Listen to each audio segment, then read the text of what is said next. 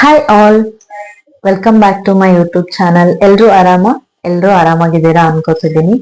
ಇವತ್ತು ಬಂದ್ಬಿಟ್ಟು ಮಧ್ಯಾಹ್ನದಿಂದ ಬ್ಲಾಗ್ ನ ಸ್ಟಾರ್ಟ್ ಮಾಡ್ತಾ ಇದ್ದೀನಿ. ಸೊ ಇವತ್ತು ಬ್ಲಾಗ್ ಅಲ್ಲಿ ನಾನ್ ಏನ್ ತೋರಿಸ್ತಾ ಇದ್ದೀನಿ ಅಂದ್ರೆ ಸೌತೆಕಾಯಿ ಚಟ್ನಿ. ನಾನ್ ರೀಸೆಂಟ್ ಆಗಿ ಅಥರ್ವನ್ ಬರ್ತ್ಡೇ ಅಡುಗೆ ಮಾಡಿದಾಗ ಸೌತೆಕಾಯಿ ಚಟ್ನಿ ಮಾಡಿದ್ದೀನಿ ಅಂತ ತೋರಿಸಿದ್ದೆ. One of my subscriber comments ಅಲ್ಲಿ ತಿಳಿಸಿದ್ರು ಸೌತೆಕಾಯಿ ಚಟ್ನಿ ಯಾವ ತರ ಮಾಡಿದ್ರಿ ತೋರಿಸಿ ಅಂತ. ಸೊ ಇವತ್ತು ಅದೇ ಮಾಡ್ತಿದ್ದೆ ಅಡ್ಗೆಗೆ.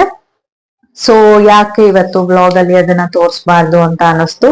ಸೊ ಬ್ಲಾಗ್ ನ ಸ್ಟಾರ್ಟ್ ಮಾಡಿದ್ದೀನಿ. ಬನ್ನಿ ನಾನ್ ಯಾವ ತರ ಸೌತೆಕಾಯಿ ಚಟ್ನಿ ಮಾಡ್ತೀನಿ ಅಂತ ನಿಮ್ಗೂ ತೋರಿಸ್ತೀನಿ. ಸೊ ಸೌತೆಕಾಯಿ ಚಟ್ನಿ ಮಾಡೋದಕ್ಕೆ ಫಸ್ಟಿಗೆ ಒಂದ್ ಕಡಾಯಲ್ಲಿ 1-2 ಟೇಬಲ್ ಸ್ಪೂನ್ ಆಯಿಲ್ ನ ಹೀಟ್ ಮಾಡ್ಕೊಂಡು ಅದಕ್ಕೆ ಕಡ್ಲಿ ಬೇಳೆ, ಉದ್ದಿನ ಬೇಳೆ, ಮೆಂತ್ಯ ಹಾಕಿ ಈ ತರ ಚೆನ್ನಾಗಿ ಕಲರ್ ಚೇಂಜ್ ಆಗೋವರೆಗೂ ಫ್ರೈ ಮಾಡ್ಕೊಂಡು ಅದನ್ನ ಸಪರೇಟ್ ಆಗಿ ಒಂದು ಪ್ಲೇಟ್ ಅಲ್ಲಿ ತೆಗೆದಿಟ್ಕೊಂಡೆ.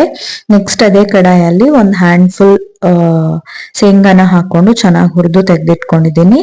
ನೆಕ್ಸ್ಟ್ ಇವಾಗ ಚಿಕ್ಕದಾಗಿ ಚಾಪ್ ಮಾಡಿರೋ ಸೌತೆಕಾಯಿ ಮತ್ತೆ ಹಸಿ ಮೆಣಸಿನ್ಕಾಯಿನ ಈ ತರ ಚೆನ್ನಾಗಿ ಫ್ರೈ ಮಾಡ್ಕೊಂಡು 90% ಫ್ರೈ ಆದ್ಮೇಲೆ 1 ಸ್ಪೂನ್ ಜೀರಿಗೆ ಹಾಕಿ ಒಂದ್ ಸ್ವಲ್ಪ 10 ಸೆಕೆಂಡ್ಸ್ ಫ್ರೈ ಮಾಡ್ಕೊಂಡು ಇವಾಗ ಅದನ್ನು ಸೇಮ್ ಪ್ಲೇಟ್ಗೆ ತೆಗೆದಿಟ್ಕೋತಾ ಇದ್ದೀನಿ.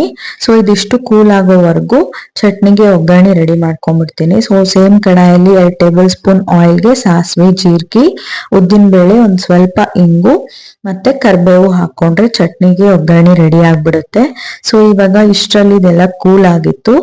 ಇದಕ್ಕೆ ಇನ್ನು ಏನ್ ಎಕ್ಸ್ಟ್ರಾ ಆಡ್ ಮಾಡಿದ್ದೀನಿ ಅಂದ್ರೆ ಸ್ವಲ್ಪ ಹುಣಸೆ ಹಣ್ಣು, ಹಸಿ ಕೊಬ್ಬರಿ, ಅದಾದ್ಮೇಲೆ ಒಂದ್ ಸ್ವಲ್ಪ ಬೆಲ್ಲನು ಆಡ್ ಮಾಡ್ಕೋಬೇಕು. ರುಚಿಗೆ ತಕ್ಕಷ್ಟು ಉಪ್ಪನ್ನು ಹಾಕೊಂಡಿದ್ದೀನಿ. ಇಷ್ಟನ್ನು ಹಾಕೊಂಡು ಮಿಕ್ಸಿಗೆ ಹಾಕೊಂಡ್ರೆ ನೋಡಿ ಸೌತೆಕಾಯಿ ಚಟ್ನಿ ರೆಡಿನೇ ಆಗೋಯ್ತು. ನಾನ್ ನೀರ್ ಹಾಕದೆ ರುಬ್ಬಿದ್ದೀನಿ. ಅದಾದ್ಮೇಲೆ ಬೇಕು ಅಂದ್ರೆ ನೀರ್ ಹಾಕೋಬಹುದು. ಸೊ ಮುಂಚೆನೆ ಪ್ರಿಪೇರ್ ಮಾಡಿರೋ ಒಗ್ಗರಣೆ ಜೊತೆ ಮಿಕ್ಸ್ ಮಾಡ್ಕೊಂಡ್ರೆ ಸಖತ್ತಾಗಿರುತ್ತೆ. ಇನ್ನು ಈವ್ನಿಂಗ್ ಬಂದ್ಬಿಟ್ಟು ನನಗೆ ಮಸಾಲ್ ಪುರಿ ತಿನ್ಬೇಕು ಅನ್ಸ್ತು ಅಂತ ಆಚೆ ಹೋಗಿದ್ವಿ. ಸೊ ಮಸಾಲ್ ಪುರಿ ತಿನ್ಬಿಟ್ಟು ಅದಾದ್ಮೇಲೆ ಐಸ್ ಕ್ರೀಮ್ನು ತಿಂದ್ವಿ. ನನಗೆ ಇತ್ತೀಚೆಗೆ ಐಸ್ ಕ್ರೀಮ್ ಕ್ರೇವಿಂಗ್ ಜಾಸ್ತಿ ಆಗ್ತಿದೆ. ಸೊ ನನ್ನ favourite chocolate flavour. So ice ಕ್ರೀಮ್ನು ತಿಂದು ರಿಟರ್ನ್ ಬರ್ಬೇಕಾದ್ರೆ ವಿದ್ಯಾರಣ್ಯಪುರದಲ್ಲಿ ಈ ಫ್ಯಾನ್ಸಿ ಸ್ಟೋರಿಗೆ ಹೋಗಿದ್ವಿ. ಏನಕ್ಕೆ ಅಂದ್ರೆ ನನಗೆ ದೊಡ್ಡ ಸೈಜ್ ಅಲ್ಲಿ ಕ್ಲಚಸ್ ಬೇಕಿತ್ತು.